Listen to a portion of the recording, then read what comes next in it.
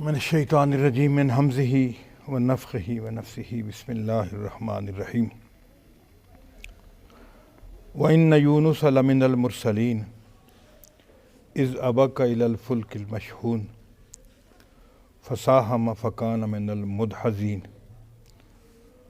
فَالْتَقَمَهُ الْحُوتُ وَهُوَ مُلِيمٌ فَلَوْلَا أَنَّهُ كَانَ مِنَ الْمُسَبِّحِينَ لَلَبِثَ فِي بَطْنِهِ إِلَى يَوْمِ يُبْعَثُونَ فَنَبَذْنَاهُ بِالْعَرَاءِ وَهُوَ سَقِيمٌ فَأَنبَتْنَا عَلَيْهِ شَجَرَةً مِّن يَقْطِينٍ وَأَرْسَلْنَاهُ إِلَى 100,000 أَوْ يَزِيدُونَ فَآمِنُوا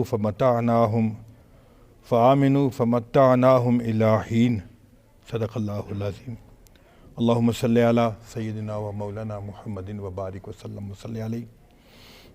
ہم نے دعا اور وظائف میں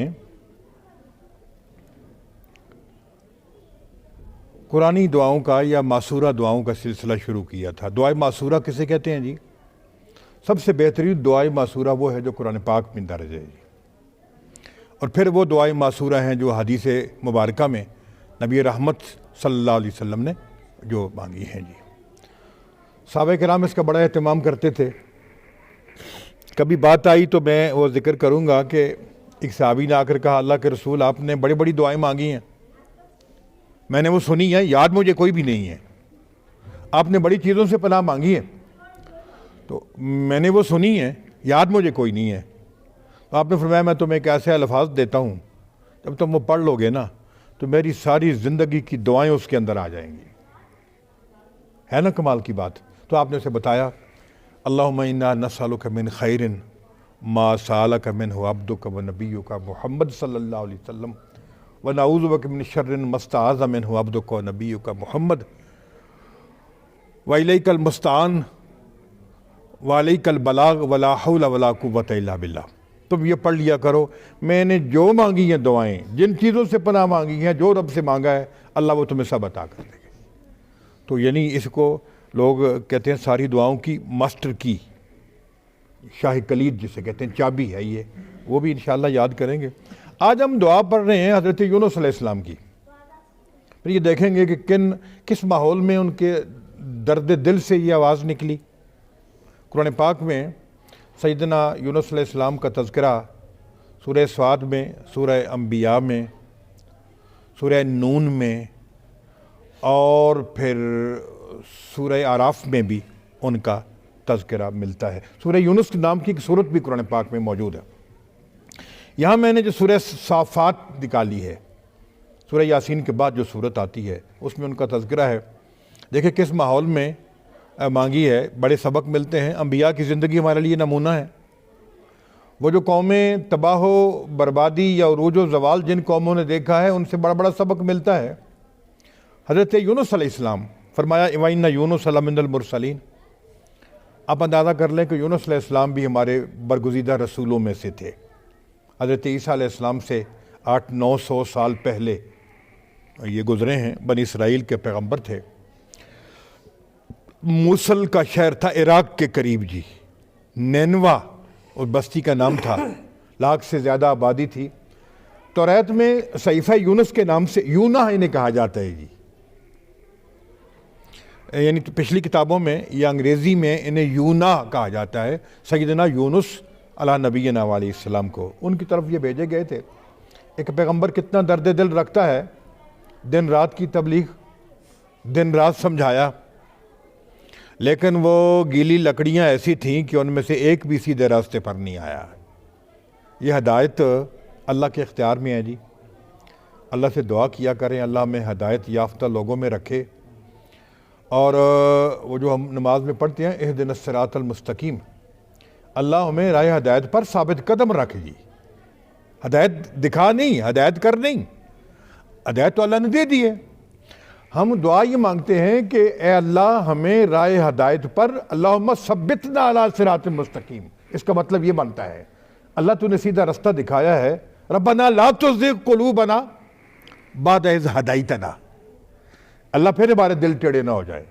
ابھی تو ہم ہدایت پر ہیں، الحمدللہ چل رہے ہیں، لیکن حدیث میں آتا ہے کہ لوگوں کے دل اللہ کی 2 انگلیوں کے درمیان میں ہوتے ہیں، یقلبھا کیف یشاء، وہ جدھر چاہے موڑ دے۔ اللہ ہمارے دل ٹیڑھے نہ کر دے، یہ دعا بھی ہونی چاہیے، اور اس لیے یہ دعا میں بار بار سکھائی بھی جاتی ہے۔ تو ایک بندہ بھی نہیں مانا جی۔ نبی رحمت نے فرمایا کہ انبیاء کرام اپنی صفوں میں کھڑے ہوں گے، اپنی اپنی امت میں کھڑے ہوں گے۔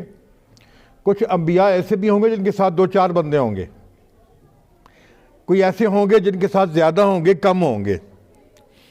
ہاں وَإِنِّي أُفَاخِرُ بِكُمُ الْأُمَمَ، میں اپنی امت میں تم سب کے درمیان فخر کروں گا، میری امت سب سے زیادہ ہوگی۔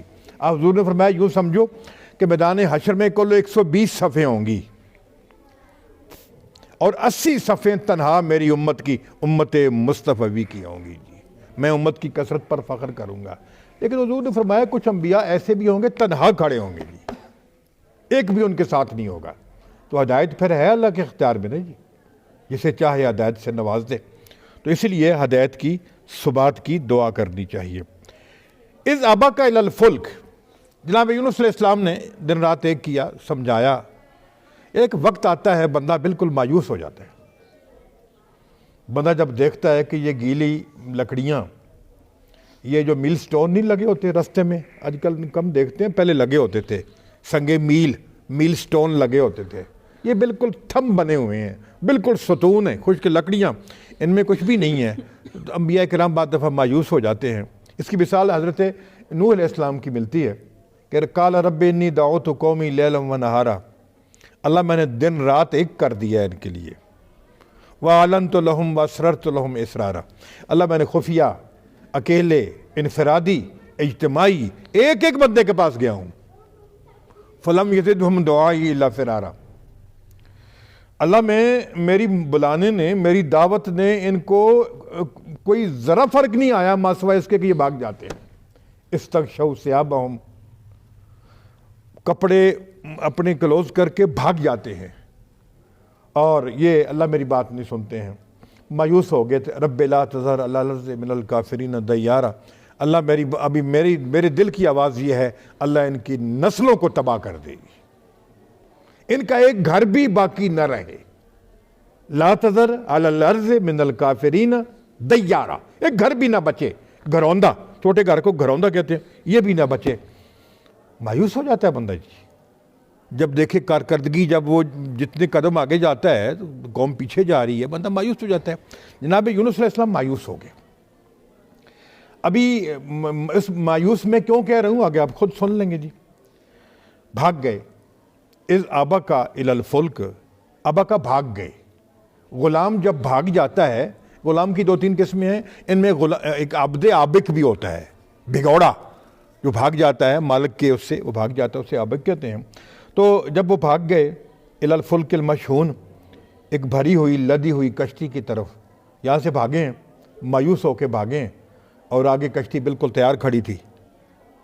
یہ ظاہر بات ہے کشتی نے جانا ہے، وہاں پاس آنا ہے، تو ایک ٹائم ہوتا تھا، ایک ماحول ہوتا تھا، ایک بندے کی گنجائش تھی، جا کے اس میں بیٹھ گئے ہیں اور پار جی۔ فساہم فکان من المدحضین، میں نے بتایا کہ سورہ یونس بھی قرآن پاک میں ہے، اس کا تذکرہ سورہ انبیاء میں بھی آتا ہے، اور سورہ نون میں بھی تذکرہ آتا ہے یونس علیہ السلام کا، وہاں تفصیل بھی ہے جو ترجمہ میں یہاں کروں گا اور پھر بات واضح ہو جائے گی۔ فساہم، قرعہ ڈالا گیا، قرعہ فال ڈالا گیا، قرعہ اندازی کی گئی۔ ساہم، قرآن اندازی آپ دیکھتے ہیں جس طرح بھی کریں، کئی قسمیں شکلیں اس کی ہو سکتی ہیں، کاغذ پہ کر لیں، کسی لکڑی پہ کر لیں، یا جس طرح بھی کر لیں، اسے کہتے ہیں قرآن اندازی۔ رحمت عالم صلی اللہ علیہ وسلم بہت سارے امور میں قرآن اندازی کیا کرتے تھے جی۔ قرآن اندازی میں اللہ کی مرضی معلوم ہو جاتی ہے۔ اللہ کی مرضی معلوم کرنے کے اسلام میں 2 ہی طریقے ہیں، ایک تو استخارہ ہے، آپ اللہ سے پوچھ لیں، جو دل میں آئے، جو اللہ دل میں ڈالے وہ اللہ کی طرف سے ہوگا۔ تو قرآن اندازی، آپ علیہ السلام نے فرمایا کہ اگر لوگوں کو پتہ چل جائے کہ اذان میں کتنا ثواب ہے تو تمہیں آپس میں قرآن اندازی کرنی پڑے گی، اور اگر 2-4 بندے اصرار کریں کہ میں نے پڑھنی ہے اذان، میں نے پڑھنی ہے، تو قرآن اندازی کر لو، جس کا نام نکلے وہ اذان پڑھ لے گی۔ آپ علیہ السلام سفر پہ جانے کے لیے ازواج مطہرات ہماری ماؤں کی قرآن اندازی کیا کرتے تھے، جس کا نام نکلتا تھا وہ آگے وہ چلا جاتا تھا۔ تو قرآن اندازی ایک سنت طریقہ ہے جی۔ یہ حج کے لیے پہلے یہ قرآن اندازی آج کل بھی ہوتی ہے میرے خیال میں قرآن اندازی، کوئی خاص اس پہ سیٹوں پہ وہ قرآن اندازی بھی ہوتی ہے، تو یہ اللہ کی طرف سے ہوتی ہے۔ آپ علیہ السلام قرآن اندازی کیا کرتے تھے، ابھی بھی میں آپ کو بتا رہا ہوں، گزارش کر رہا ہوں، اپنے گھر میں کوئی کام کرنا ہے تو ایک بندہ بھی آپ کے ساتھ نہیں ہے، مختلف رائے ہیں 5 7 10 بندوں کی، نام رکھنا ہے جی، نہیں جی یہ رکھنا ہے، نہیں میرا نام رکھنا ہے، ننیال والے کہتے ہیں میرا، سسرالی کہتے ہیں میرا، ددیال مالک، تو کہو جی 2 نام آپ دے دیں، 2 آپ دے دیں، 2 آپ دے دیں، سارے ٹھنڈے ہو جائیں گے۔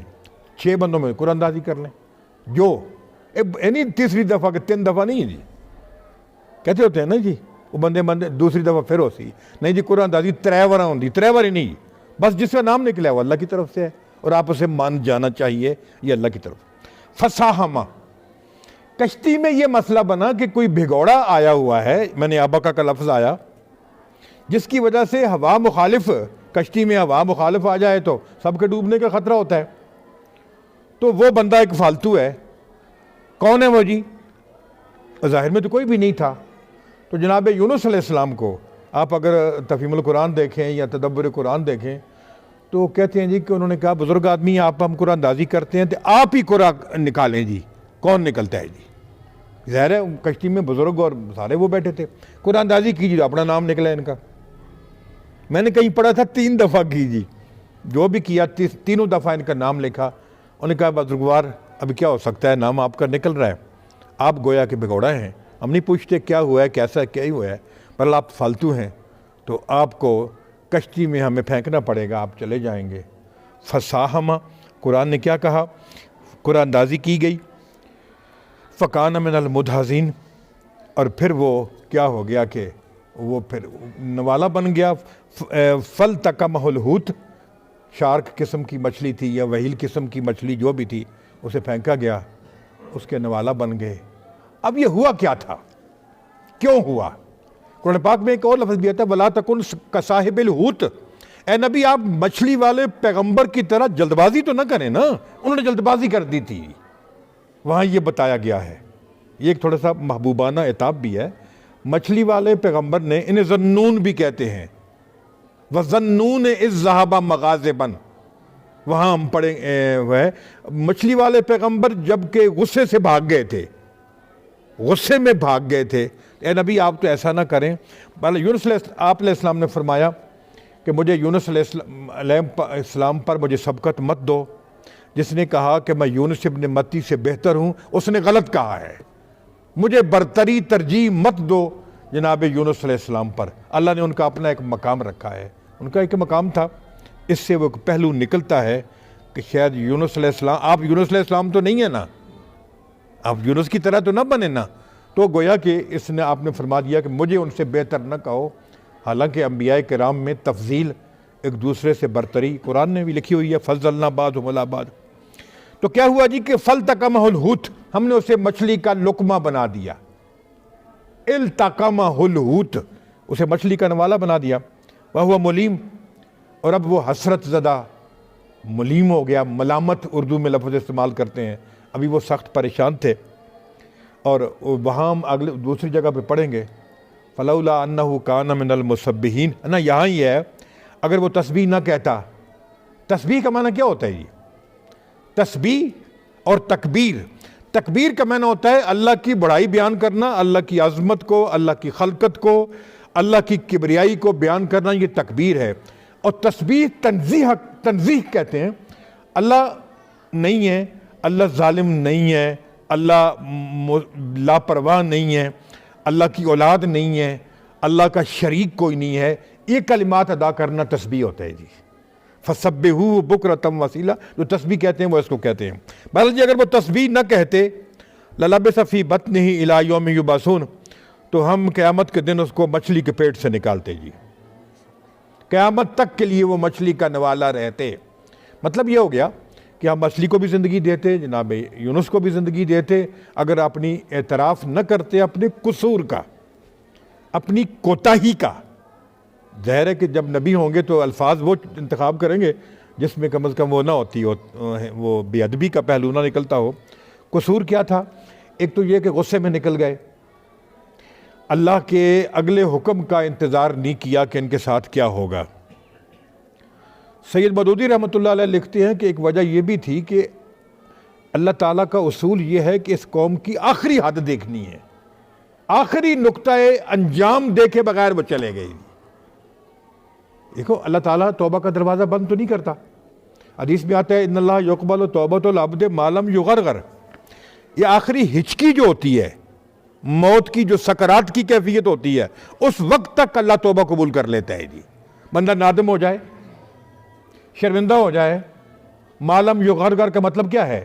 یہ غرغرہ جو آتا ہے نرخرے میں، جب ہنسی میں جان جب پھنستی ہے تو جو آواز نکلتی ہے اسے غرغرہ کہتے ہیں جی۔ اس وقت بندے کو نظر آ جاتا ہے جی، جب یہ پھنستی ہے نا اس وقت بندے کو نظر آ جاتا ہے جی۔ قرآن کہتا ہے کہ جب یہاں آتی ہے تو لوگ کہہ رہے ہوتے ہیں کہ وَظَنَّ أَنَّهُ الْفِرَاقُ، وہ لفظ ہے وَالْتَفَّتِ السَّاقُ بِالسَّاقِ، اور اس وقت لوگ کہہ رہے ہوتے ہیں فلاں کو بلاؤ، ڈاکٹر کو بلاؤ، طبیب کو بلاؤ، کوئی دم درود والا بلاؤ، وَظَنَّ أَنَّهُ الْفِرَاقُ، اسے پتہ ہوتا ہے کہ نہیں ابھی پتہ کٹ گیا ہے جی۔ وَظَنَّ أَنَّهُ الْفِرَاقُ، اسے پتہ چل جاتا ہے کہ اب ایویں تکلیف ہی ہے، وَالْتَفَّتِ السَّاقُ بِالسَّاقِ، پھر لوگ